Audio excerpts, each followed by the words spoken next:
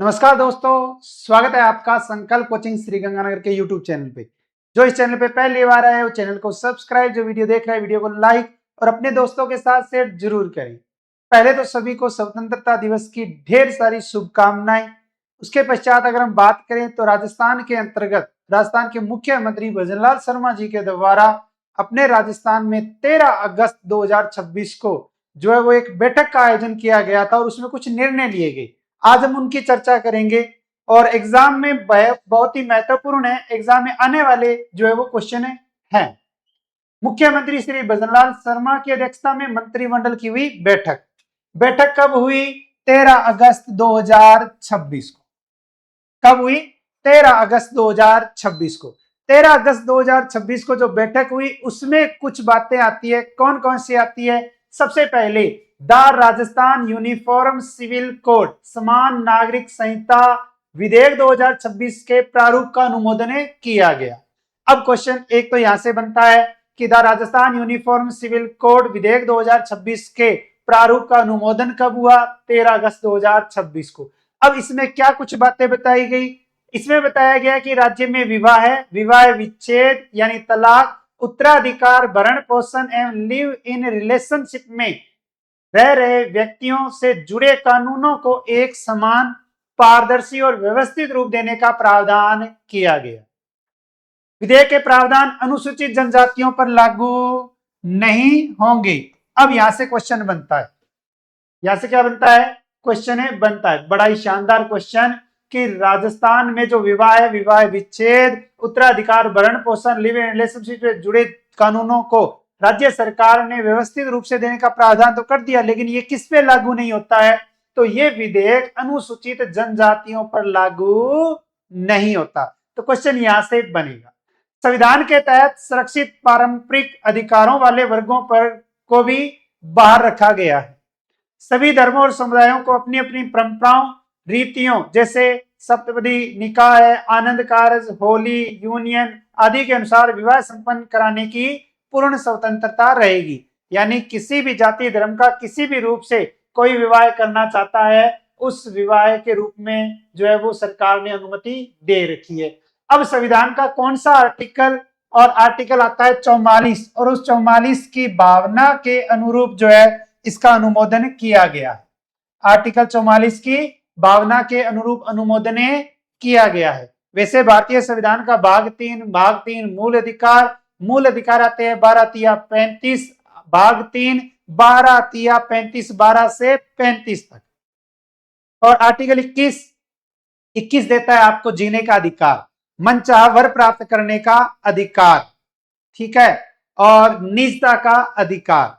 यानी आर्टिकल 21 आपको निजता का अधिकार, स्वतंत्रता का और मनचाहा वर प्राप्त करने का अधिकार ही देता है। लेकिन हम बात करते हैं आर्टिकल 44 की, तो उस 44 के भावना के अनुरूप अनुमोदन किया गया। समान नागरिक संहिता, जिसका अर्थ क्या है? देश के सभी नागरिकों के लिए धर्म, जाति या लिंग के भेद बिना विवाह, तलाक, गोद लेने और संपत्ति के बंटवारे जैसे मामलों में एक समान कानून लागू करना है। एक समान कानून लागू करने के लिए जो है इसका अनुमोदन किया गया। बढ़ते हैं दूसरे। अब आता है अपना सेकंड, और ये भी अगर हम देखें तो महत्वपूर्ण निर्णय लिया गया है। और महत्वपूर्ण निर्णय अगर देखें तो लिया गया है मुख्यमंत्री भजनलाल शर्मा जी की अध्यक्षता में। कब लिया गया? 13 अगस्त 2026 को। कौन सा है? The Rajasthan trees protection bill 2026। The Rajasthan trees protection bill 2026 का अनुमोदन 13 अगस्त 2026 को, जिसके अंतर्गत राज्य सरकार कहती है कि राजस्थान के अंतर्गत राज्य वृक्ष है खेजड़ी, राज्य पुष्प है रोइडा, बरगद, पीपल, लसोड़ा, तेंदु, महुआ, केर, चिरौंजी, इन सब के साथ कुल कितने? 29 महत्वपूर्ण वृक्ष प्रजातियों के संवर्धन एवं संरक्षण को विशेष लाभ बढ़ावा मिलेगा। तो द राजस्थान ट्रीज बिल 2026 प्रारूप का अनुमोदन 13 अगस्त 2026 को, जिसमें कितने प्रकार के वृक्ष हैं? 29 महत्वपूर्ण वृक्ष प्रजातियां हैं।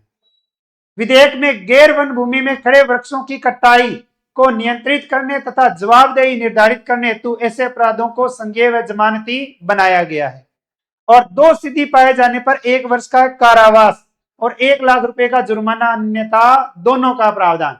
यानी सरकार ये कहती है कि अगर आप पेड़ काटते हुए पाए गए, ठीक है ना, जो ये 29 प्रकार के पौधे हैं, और अगर 29 प्रकार के पौधे काटते हुए पाए गए तो आपको 1 साल की सजा होगी, यानी जेल होगी। और 1 साल की सजा के साथ साथ 1 लाख रुपए जुर्माने का भी प्रावधान रखा गया है। या तो जेल जाओ या पैसे, हो सकता है कि दोनों ही जो है वो हो। अब बात करते हैं अपने इससे जुड़े हुए तथ्य की, जिसमें सरकार क्या कह रही है।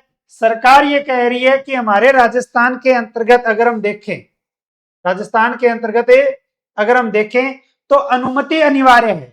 अनुमति अनिवार्य का मतलब ये हो गया कि अगर आपके घर, आपके खेत या किसी भी स्थान पर अगर कोई भी पौधा लगा है, अपनी जमीन पर खड़े इन विशेष पेड़ों को भी बिना सक्षम अधिकारी की अनुमति के नहीं काटा जा सकेगा। यानी बिना अनुमति के तो पेड़ काट ही नहीं सकते आप। और इन 29 प्रकार के पेड़ों को तो काटना अब बिल्कुल ही मना है। अगर काटना है तो पहले सक्षम अधिकारी की क्या लेनी पड़ेगी, अनुमति। अब अनुमति लेने के साथ भी क्या प्रावधान किया है कि नया पौधा लगाना है। यदि अनुमति से पेड़ काटा भी जाता है तो एवज में उसी क्षेत्र में तय संख्या में नए पौधे लगाने का भी नियम है। चाहे वो पौधे 2 हों, 5 हों, जितने पौधे जो नियम होगा उसके अनुसार आपको लगाना पड़ेगा। तो the Rajasthan trees bill 2026 Rajasthan के कितने महत्वपूर्ण वृक्ष प्रजातियों की, 29 वृक्ष प्रजातियों के लिए, और जिसमें दोषी पाए जाने पर 1 वर्ष का कारावास, 1 लाख रुपए जुर्माना अथवा दोनों। अगर आपको पेड़ काटना है तो पहले अनुमति लेनी पड़ेगी, और जितने पौधे आपने काटे हैं उतने ही पौधे आपको वहां लगाने पड़ेंगे। नेक्स्ट, मुख्यमंत्री श्री भजनलाल शर्मा जी की अध्यक्षता में मंत्रिमंडल की बैठक 13 अगस्त 2026, जिसके अंतर्गत सरकार ये कहती है कि कार्मिकों को वर्ष 2026-27 में पदोन्नति हेतु अनुभव में 2 वर्ष की छूट देने का निर्णय लिया गया है। अब देखो, सरकार ये कहती है कि राजस्थान के अंतर्गत वो कर्मचारी, वो कार्मिक जिनको छूट मिलेगी, वो छूट मिलेगी केवल और केवल 2023-24, 24-25 और 25-26 में यह लाभ प्राप्त नहीं हुआ है। जिनको 2023-24, 24-25, 25-26 से लाभ प्राप्त नहीं हुआ है, उनको ही ये 2 वर्ष की छूट देने का निर्णय किया गया। संशोधन से वांछित अनुभव की कमी के कारण रिक्त रहने वाले पदों को भी भरा जा सकेगा। यानी कि अब जो रिक्त पद होंगे वो रिक्त पद रिक्त नहीं रहेंगे, वो पद जो है वो भरे जाएंगे। तो 13 अगस्त 2026 राजस्थान में कार्मिकों को वर्ष 2026-27 में पदोन्नति हेतु अनुभव में कितने वर्ष की छूट देने का निर्णय लिया गया है? 2 वर्ष की छूट देने का निर्णय लिया गया है। ये छूट किन कार्मिकों को ही मिलेगी? जिसने 2023-24, 24-25 और 25-26 में लाभ प्राप्त नहीं हुआ है, केवल उनको, और रिक्त पद भरे जाएंगे। अब आता है राजस्थान के मुख्यमंत्री श्रीमान भजनलाल शर्मा।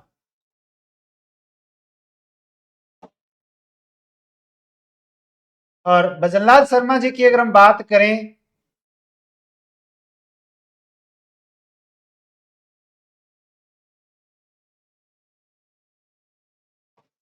तो आज आता है अपने 13 अगस्त 2026 का एक और महत्वपूर्ण निर्णय, जिसके अंतर्गत अगर हम देखें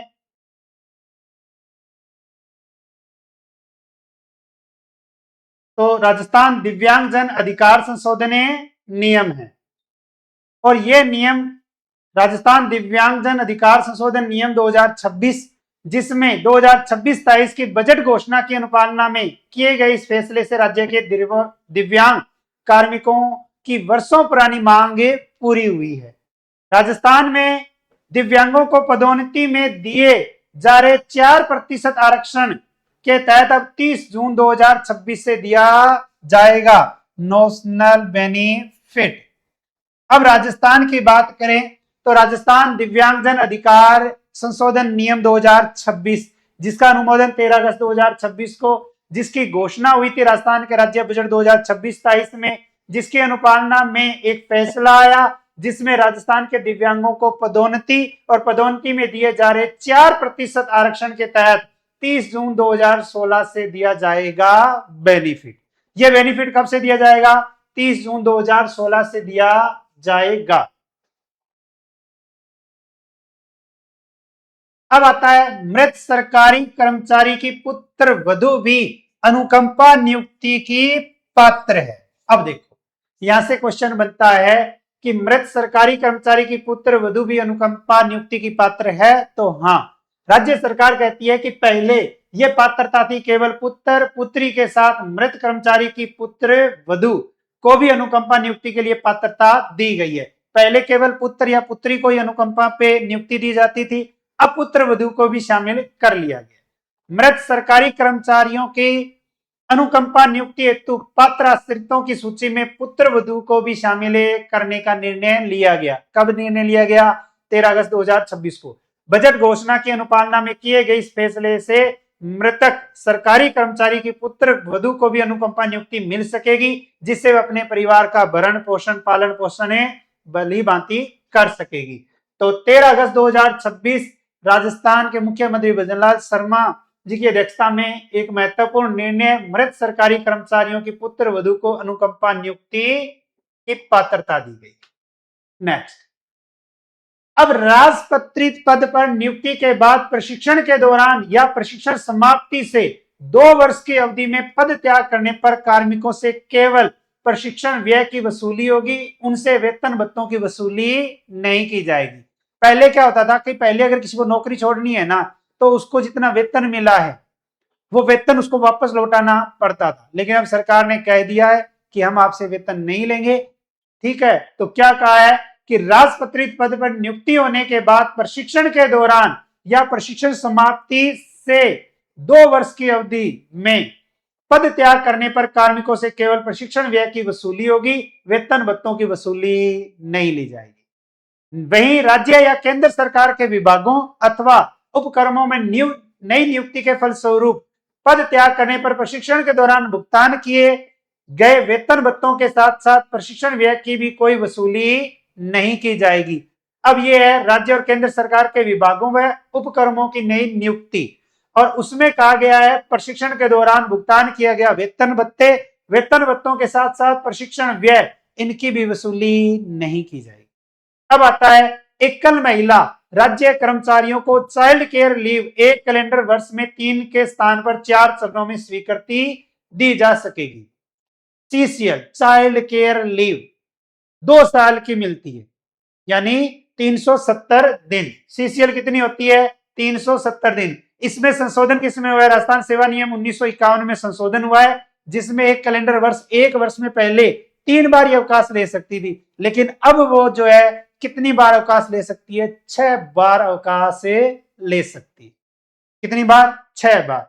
अब उसके बाद में एक बात और है, सरोगेसी से मातृत्व, इससे सरोगेसी से मातृत्व प्राप्त करने के मामलों में सरोगेट मदर को 180 दिन तथा कमीशनिंग मदर को 90 दिन का मातृत्व अवकाश प्रदान किया जाएगा।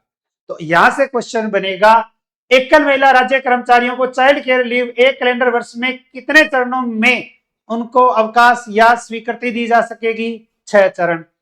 सरोगेसी से मातृत्व प्राप्त करने वाले मामलों में सरोगेट मदर को कितने दिन का मातृत्व अवकाश मिलेगा? 180 दिन का। सरोगेसी से मातृत्व लाभ प्राप्त करने के मामले में सरोगेट मदर को तो 180 दिन और कमीशनिंग मदर को अगर पूछे तो 90 दिन का मातृत्व अवकाश प्रदान किया जाएगा। फिर आता है राजस्थान मृत सशस्त्र बल कार्मिक शहीद आश्रितों को नियुक्ति नियम 2022 में संशोधन की मंजूरी दी गई। राजस्थान मृत संशोधन आश्रितों के नियम में बदलाव किया गया है। क्या बदलाव किया गया है? 1971 के भारत पाक युद्ध ऑपरेशन कैक्टस लिली के दौरान राजस्थान के 326 सैनिक शहीद हुए थे। जबकि 35 गंभीर रूप से घायल सैनिक इलाज के दौरान 1 जनवरी 1972 से 31 अक्टूबर 1972 के बीच वीर गति को प्राप्त हुए।